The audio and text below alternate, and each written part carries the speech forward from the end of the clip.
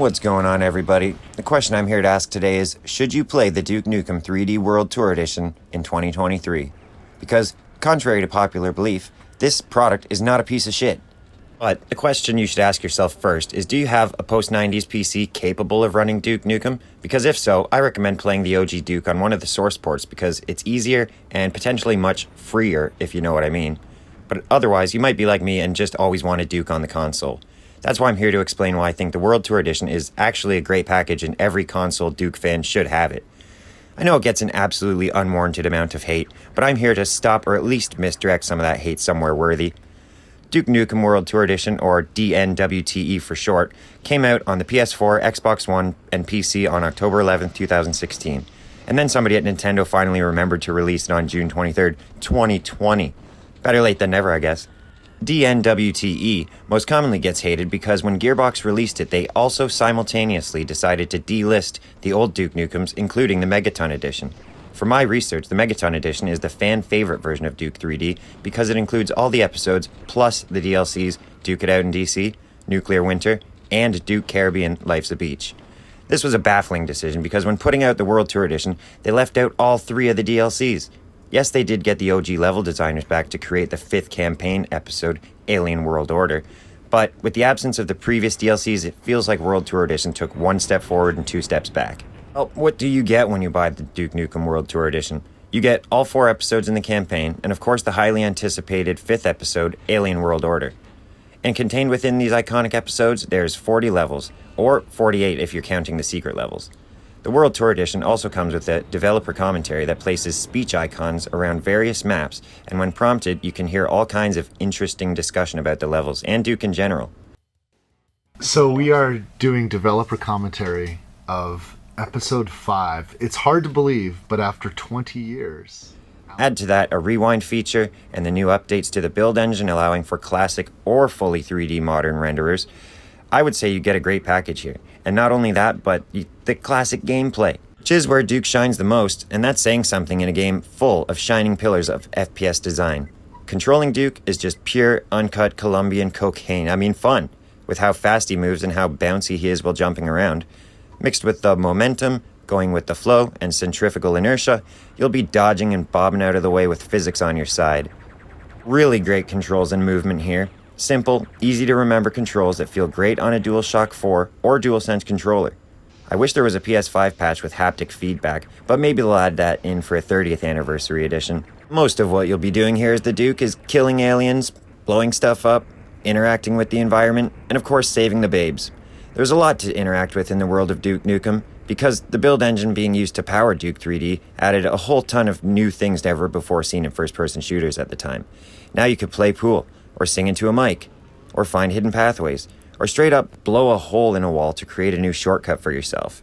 The build engine was one of the best engines around for FPS games and interactivity at the time, and Duke Nukem really pushed it to its limits. The engine is so good, in fact, that 2019's Ion Fury was made using a modified build engine, and that game was great. Duke has a limited inventory that can hold things like medkits, steroids, jetpacks, scuba gear, and even night vision goggles.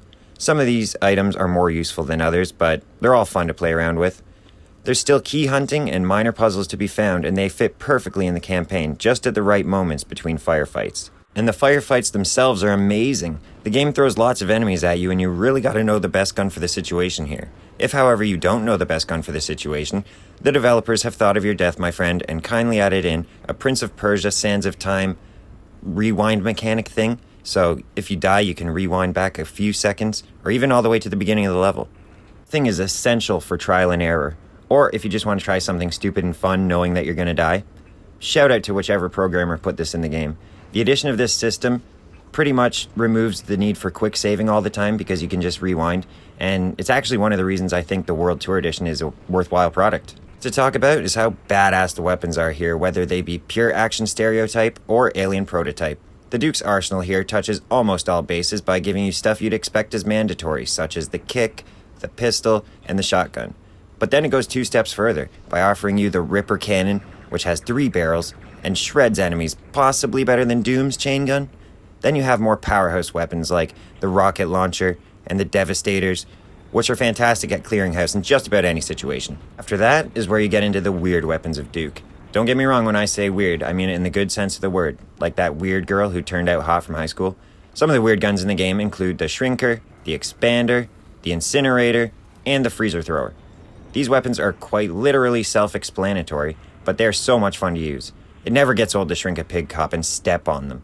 And at the same time, freezing them and kicking them, just as good. That's just pure clean family fun. There's also laser trip mines and pipe bombs, which are a ton of fun to use, especially once you get familiar with the physics of the build engine and how to bounce pipe bombs effectively. In this beautiful build engine, the levels are just as much of a star of the show as Duke is. These are some of the most fun, classic FPS levels ever created. The level design in these maps is brilliant. They can subtly signpost where you need to go next, so even if you're in a particularly mazy level, you'll rarely feel lost. And in a game where there's no compass or objective marker, they really needed to make the levels distinct and memorable, and they definitely pulled that off with most of them. The levels here are just plain bitchin' to play through because they have what could be considered real-world locations, like post offices, burger joints, train stations, and more. But around that time, most people had only seen otherworldly demonic stuff in levels like Doom, or even the lesser great-looking 50 Shades of Grey Castle Wolfenstein. So it was a ton of fun shooting pig cops and aliens in a movie theater. It was a ton of fun to find secret tunnels leading to hidden stashes of weapons I wasn't sure if I was supposed to have yet. And I love crawling through vents to get the jump on enemies. There's so many secrets and shortcuts in these levels that pros who know how to do it could finish these levels in a matter of minutes, whereas a casual player like me might take sometimes around 5 to 10 minutes to try to fully complete a level.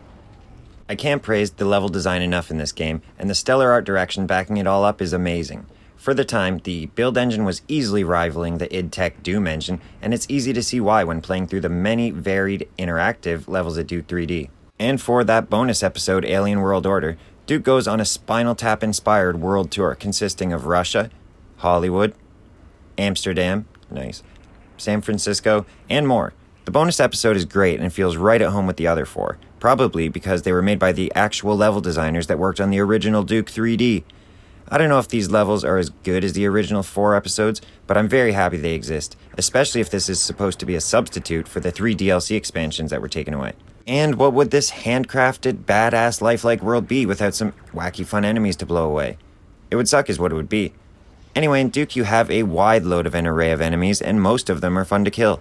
Starting from the bottom, you gotta shout out the Assault Trooper, and the Pig Cop, and the Enforcers. These guys are all hit-scan enemies, so watch out for their animations when they're in sight, or just make sure to always be the one to shoot first.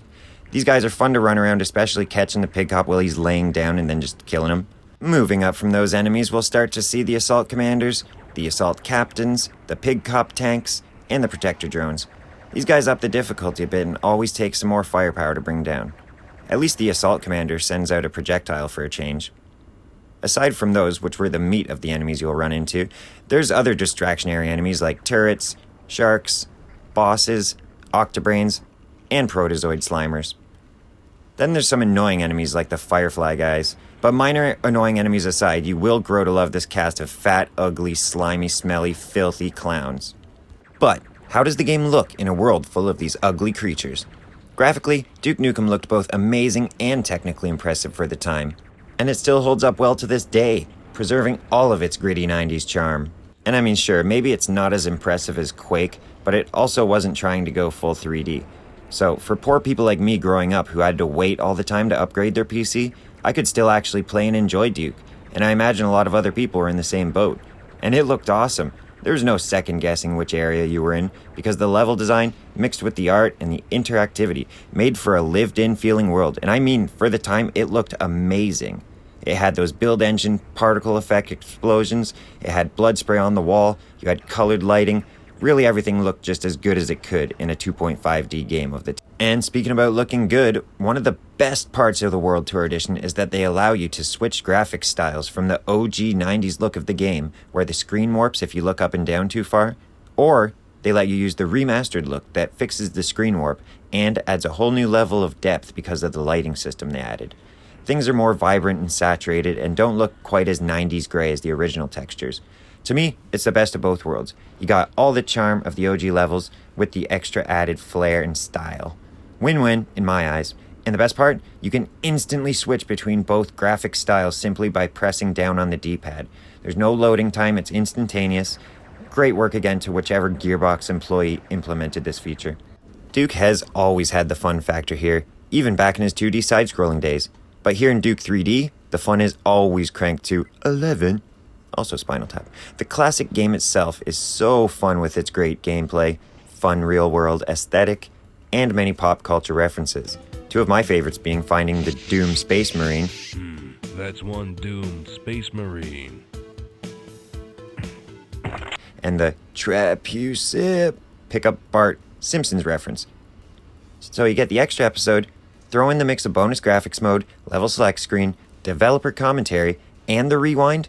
It's really all you need in a Duke game. I know everybody constantly hot Carls all over this game, and they hate Randy Pitchford, but if you don't give a shit about him, and you're a PS4 or PS5 owner who wants classic Duke, then the Duke Nukem World Tour Edition is a fantastic buy. It even has some new voice lines by John St. John, and new music tracks by original composer Lee Jackson. Which reminds me, I actually forgot to mention how good and catchy the soundtrack is. I get the theme song stuck in my head all the time, and every level's music has its own unique vibe. It was great music for the time, and it still holds up well now for good times and tasty jams. One of the many things I see people bitch about is the price of the World Tour Edition, and rightfully so. I had spent about $50 Canadian on it, and had to get it shipped from Germany, whereas games like Doom and Quake and Turok all go for about $10 or less.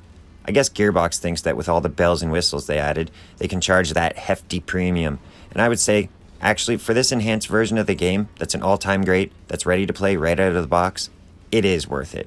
And I'm a cheap, frugal son of a bitch, so don't take that judgment lightly. You get a lot here with the single and the multiplayer content, and it's unarguably one of the greatest games of all time. My suggestion is if you want Duke on console like I did, this is a must-buy. And if you must play the 3 DLC expansions not present here, then they're easy enough to find elsewhere online. And even my desktop PC that doesn't even have a graphics card can run Duke 3D. So I'm confident every single person watching this video can run it faster and better than I can. So to just blatantly reiterate my point, the Duke Nukem World Tour Edition is absolutely not a piece of shit, and it's absolutely worth playing in 2023 and beyond. So now the question I'd like to ask to anyone watching this is, did you play Duke Nukem 3D all the way back in January 96? Or did you play it in a later edition? Or, hopefully you weren't unfortunately introduced through Duke Nukem Forever. I'd also like to know your opinion on the World Tour Edition, good or bad. I appreciate all the recent subscribers as well. Big shout out to everyone watching. Y'all are literally the best. It makes me inspired to want to make more videos, so if you got one in mind, throw it in the comments and I'll see what I can do. Thanks. Game over.